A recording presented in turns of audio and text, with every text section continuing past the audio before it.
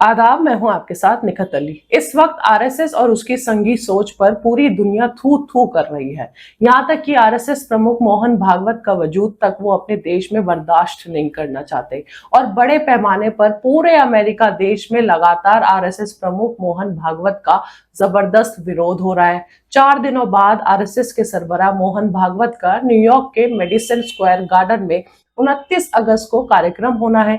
लेकिन वहीं अब न्यूयॉर्क के मेयर जोहरान ममदानी ने साफ साफ कह दिया है, I don't support this rally. यानी ममदानी ने कोई गोलमोल जवाब नहीं दिया, बिल्कुल खुले और साफ लफ्जों में कहा कि मैं इस रैली का समर्थन नहीं करता और आरएसएस का विरोध करता हूँ। मेरी माँ का परिवार अभी भी भारत में रहता है और मेरे हाथ में हो तो मैं इनका कार्यक्रम रद्द कर दूं।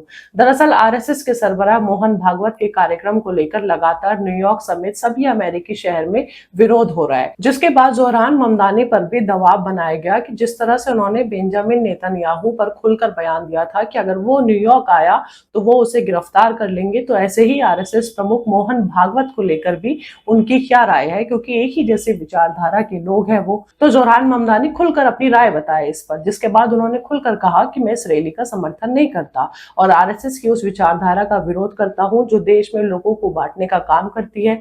जोहरान ममदानी यही नहीं रुके, उन्होंने आगे कहा, मैं यहाँ शहर के इतिहास में पहला भारतीय अमेरिकी मेयर की हैसियत से खड़ा हूँ, लेकिन मेरी अम्मी का सारा परिवार आज भी भारत में ही रहता है और जिस भारत के बारे में मुझे मेरे परिवार ने बताया है और जिसे देखकर मैं बड़ा हुआ हूँ, वो एक ऐसा धर्मनिरपेक्ष गणराज्य है जो हर एक भारतीय नागरिक की बराबर हिस्सेदारी पर विश्वास रखता है और मैं हर एक ऐसे इंसान की विचारधारा का विरोध करता हूँ जो जाति, मजहब और रंग के आधार पर लोगों के साथ भेदभाव करता है, उनके साथ हिंसा करता है। हालांकि इसी बीच न्यूयॉर्क के मेयर जोहरान ममदानी से ये भी पूछा गया क्या शहर को इस कार्यक्रम को रद्द कर देना चाहिए, तो उन्होंने जवाब में कहा कि शहर के पास किसी निजी कार्यक्रम को रद्द करने का कानूनी अधिकार है या नहीं, ये अभी वो नहीं जानते।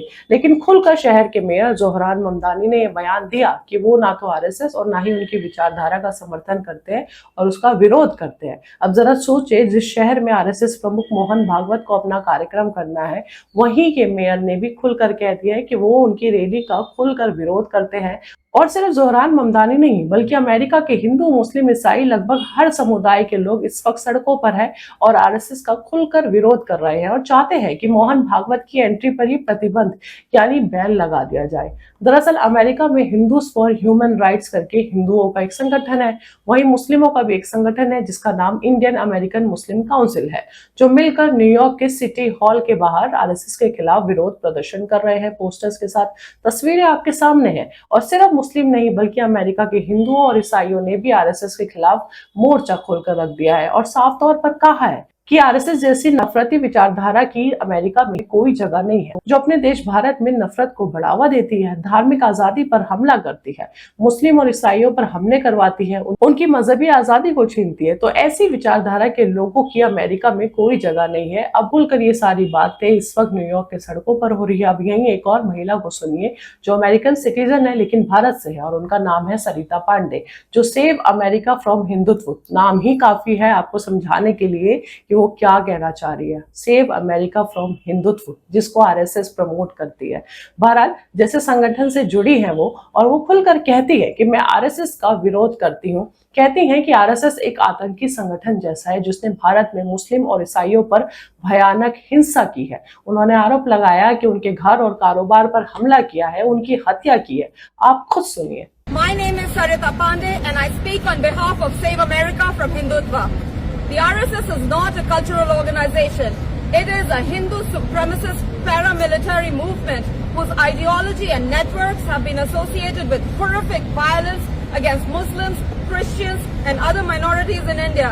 Killings, attacks on homes and businesses, and the destruction and desecration of places of worship. This movement is not confined to India. For decades, the RSS has built an infrastructure in the United States through deep ideological, historical and organizational connections with US-based Hindu supremacist groups. Its ecosystem operates through shahas, student organizations, charities, cultural programs, lobbying campaigns and political advocacy, seeking influence in our universities, libraries, school system, legislatures and interfaith spaces. Now, its supreme leader, Mohan Bhagwat, is coming to Madison Square Garden. There is nothing inherently wrong with seeking legitimacy in America, but the question is, legitimacy for what? Bhagwat is seeking American respectability for a movement and ideology fundamentally at odds with American values of religious equality, pluralism, and equal citizenship. If this event proceeds, its most valuable output will be the photographs and the images. The supreme leader of the RSS beneath the Madison Square Garden name, addressing thousands from a celebrated American stage. Those images will circulate worldwide as evidence that Bhagwat was welcome and honored in New York. This is reputation laundering for an extremist organization. It's equivalent to giving a stage to the leaders of ISIS and Al-Qaeda. The U.S. Commission on International Religious Freedom has recommended targeted sanctions against the RSS for responsibility or tolerance of severe violations of religious freedom. American institutions should not help sanitize its record. Madison Square Garden should not lend its name, prestige, and credibility to this project. Mohan Bhagwat and RSS deserve scrutiny and sanctions, not legitimacy, spotlights, and applause. We call on Madison Square Garden to cancel this event. तो आपने सुना कि किस तरह से America में बड़े पैमाने पर आरएसएस का विरोध हो रहा है। सारे कच्चे चिट्टे जो है वो खोले जा रहे हैं। आरएसएस की करतूतों को पूरी दुनिया के सामने रखा जा रहा है और जोर जोर से रखा जा रहा है। इसके अलावा USCIRF, अमेरिका के एक मानव अधिकार संगठन, ने भी अमेरिकी सरकार से साफ तौर पर मोहन भागवत और आरएसएस से जुड़े लोगों पर सीधा प्रतिबंध यानी बैन लगाने की सिफारिश की है। वहीं एक और खबर भी सामने आई है, जहां अमेरिका में एक नारा तेजी से सामने आ रहा है, आरएसएस आउट ऑफ NYC, यानी आरएसएस को न्यूयॉर्क से बाहर करो। एक अमेरिकी एक्टिविस्ट ने अपने यूट्यूब चैनल पर वीडियो जारी किया है, जिसमें इस पूरे विरोध को उन्होंने दिखाया है। वीडियो में कहा गया है कि लोग चाहते हैं कि मोहन भागवत का न्यूयॉर्क में होने वाला कार्यक्रम रद्द हो जाए और उनका अमेरिका का वीजा भी रद्द हो जाए। दावा किया जा रहा है कि 1000 से भी ज्यादा अमेरिकी लोगों ने अमेरिकी प्रशासन से मोहन भागवत का वीजा रद्द करने की मांग कर चुके हैं। अब सवाल है कि आखिर इन लोगों को आरएसएस से इतनी आपत्ति क्यों है। अब इस वीडियो में बताया गया है कि विरोध करने वाले लोगों ने कहा है कि आरएसएस की विचारधारा धार्मिक आजादी के खिलाफ है। उनका कहना है कि भारत में मुसलमानों के खिलाफ हमले होते हैं, मॉब लिंचिंग होती है, घटनाएं होती है, उन्हें मारा पीटा जाता है, अल्पसंख्यकों के अधिकारों को नुकसान पहुंचाया जाता है और इसी तरह ईसाइयों के खिलाफ हिंसा पर भी बात की है। और जो चर्च पर हमले होते हैं आरएसएस के लोगों द्वारा, उसके बारे में भी सवाल उठाए गए हैं। वीडियो में कई पोस्टर भी दिखाई देते हैं। एक पोस्टर में महात्मा गांधी की हत्या का मुद्दा भी उठाया गया है, जहां गोडसे को आरएसएस से जुड़ा बताया गया है। दूसरे पोस्टर में मणिपुर का जिक्र है, जिसमें कहा गया है कि मणिपुर में तकरीबन 400 से ज्यादा चर्च जो है वो जला दिए गए हैं, ईसाइयों के चर्च, और इसके लिए आरएसएस की विचारधारा को जिम्मेदार ठहराया गया है। एक और पोस्टर है जहां पर आरएसएस पे सीधा सीधा आरोप लगाया है कि भारत में उन्होंने बम धमाके कराए हैं। एक पोस्टर में तो साध्वी प्रज्ञा सिंह ठाकुर की बाकायदा तस्वीर भी लगाई गई है। यानी अमेरिका में विरोध करने वाले लोग आरएसएस के खिलाफ पुराने और नए सारे किस्सों का जिक्र कर रहे हैं। यहाँ तक कि पोस्टर्स में बाबरी मस्जिद के बारे में भी बात की गई है। प्रदर्शनकारियों का कहना है कि जिस संगठन पर अल्पसंख्यकों के अधिकारों और धार्मिक आजादी को लेकर इतने सवाल उठते रहे हैं, इतनी हिंसा भारत में होती है, उसके प्रमुख को अमेरिका में मंच नहीं मिलना चाहिए। लोग चाहते हैं कि मोहन भागवत का वीजा ही रद्द कर दिया जाए और उन्हें कभी भी अमेरिका आने की इजाजत ही ना दी जाए। देखिए कितनी बड़ी बात और कितनी बड़ी मांग हो रही है कि भारत में जहां आरएसएस अपने आप को इतना ताकतवर संगठन बताती है, वहीं विदेश में इतना खुलकर आरएसएस का विरोध हो रहा है।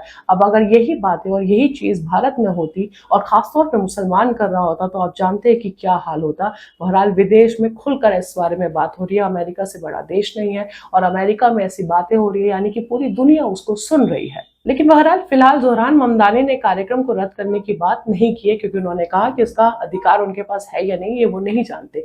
लेकिन ये बड़ी बात है कि एक शहर का मेयर खुलकर अपनी विचारधारा बता रहा है। बहरहाल इन सब के बीच हम कहना चाहेंगे कि जोहरान ममदानी को शहर के मेयर होने के नाते ऐसे किसी कार्यक्रम की इजाजत आगे नहीं देनी चाहिए, और अगर ये कार्यक्रम होता भी है तो शर्तें लागू करनी चाहिए, जैसे कि किसी भी मजहब के खिलाफ या कोई भी नफरती बात मोहन भागवत को करने की इजाजत ना हो। ऐसा सर्कुलर जो है वो जारी करना चाहिए शहर के मेयर होने के नाते। बाकी जिस तरह से विरोध हो रहा है उससे आने वाले वक्त में अंदाजा लगा सकते हैं कि हो सकता है आरएसएस के सरबराह मोहन भागवत का ये कार्यक्रम रद्द हो जाए, या फिर इतनी थू-थू के बाद हो सकता है कि आरएसएस ही इस कार्यक्रम को रद्द कर दे। अब यहीं जाते जाते हम आपको विदेश से जुड़ी एक और बड़ी खबर बता देते हैं, जो भारत को लेकर यूएन यानी संयुक्त राष्ट्र से आई है, जहां मोदी सरकार से सख्ती के साथ जवाब मांगा गया है। दरअसल 19 साल बाद संयुक्त राष्ट्र की एक खास कमेटी ने भारत में भेदभाव और नफरत से जुड़े मामलों की जांच की है। इस कमेटी का नाम है CERT। इसकी रिपोर्ट में भारत को लेकर कई गंभीर बातें कही गई है। रिपोर्ट में कहा गया है कि भारत में मुसलमानों, दलितों, आदिवासियों, अल्पसंख्यकों और दूसरे कमजोर तबकों के साथ भेदभाव और हिंसा की शिकायतें सामने आई हैं। यूएन ने पुलिस और सरकारी अधिकारियों पर लगे आरोपों को लेकर भी सबसे ज्यादा फिक्र दिखाई है। इनमें सबसे ज्यादा ताकत का इस्तेमाल, गैर कानूनी हत्या, हिरासत में मारपीट, यातना जैसी शिकायतें शामिल है। यूएन ने साफ कहा है कि ऐसे मामलों की निष्पक्ष जांच होनी चाहिए और दोषियों पर कार्रवाई होनी चाहिए। अब मुसलमानों से जुड़ी बात भी सुनिए। यूएन की कमेटी ने रोहिंग्या, बंगाली बोलने वाले मुसलमानों, प्रवासियों और शरण मांगने वाले लोगों के खिलाफ भेदभाव और नफरत फैलाने वाली भाषा पर भी चिंता जताई है। कमेटी ने भारत से कहा है कि इन लोगों के अधिकारों की रक्षा की जाए और उन्हें सिर्फ उनकी पहचान के आधार पर देश से बाहर न किया जाए। रिपोर्ट में हेट स्पीच यानी नफरत फैलाने वाले बयानों का भी जिक्र है। यूएन की एक विशेषज्ञ के मुताबिक स्वतंत्र निगरानी में 2025 में 1300 से ज्यादा मुस्लिम विरोधी हेट स्पीच की घटनाएं दर्ज की गई है।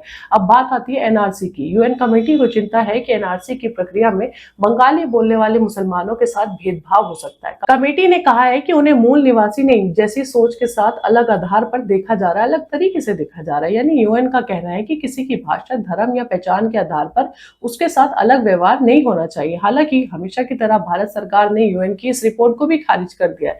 हालांकि हम सब जानते हैं कि कितनी सच्चाई है इन बातों में। सरकार ने इन टिप्पणियों को राजनीति से प्रेरित और दुर्भावनापूर्ण बताया है, डिसअपॉइंटमेंट बताया है। अब सवाल ये है कि 19 साल बाद जब यूएन की कमेटी भारत के हालात को देखती है और वहां हुए भेदभाव, हेट स्पीच, हिंसा और अल्पसंख्यकों की सुरक्षा जैसे मुद्दों पर सवाल उठाती है, तो क्या इन सवालों पर गंभीरता से बात नहीं होनी चाहिए? क्या टीवी में डिबेट्स नहीं होनी चाहिए? लेकिन नहीं हो रही है। फिलहाल इतना साफ है कि यूएन की इस रिपोर्ट ने भारत में धर्म, जाति और मुसलमानों के साथ हो रहे भेदभाव को लेकर एक बार फिर अंतर्राष्ट्रीय स्तर पर बहस तेज कर दी है। यानी पूरी दुनिया इस वक्त बीजेपी और आरएसएस की नफरत भरी सियासत को जान चुकी है और अब इसके खिलाफ खुलकर बात कर रही है, आवाज उठा रही है, जवाब मांग रही है, सवाल पूछ रही है। अब इन खबरों के बाद हम सब कह सकते हैं कि बीजेपी का वो वक्त शुरू हो चुका है जो सबसे बुरा दौर है, यानी उनके बर्बादी का वक्त शुरू हो चुका है। फिलहाल के लिए इतना ही। अब आप इस खबर को लेकर क्या सोचते हैं, अपनी राय हमें कमेंट बॉक्स में बताइए। हमारे चैनल मिलत टाइम्स को सब्सक्राइब कीजिए।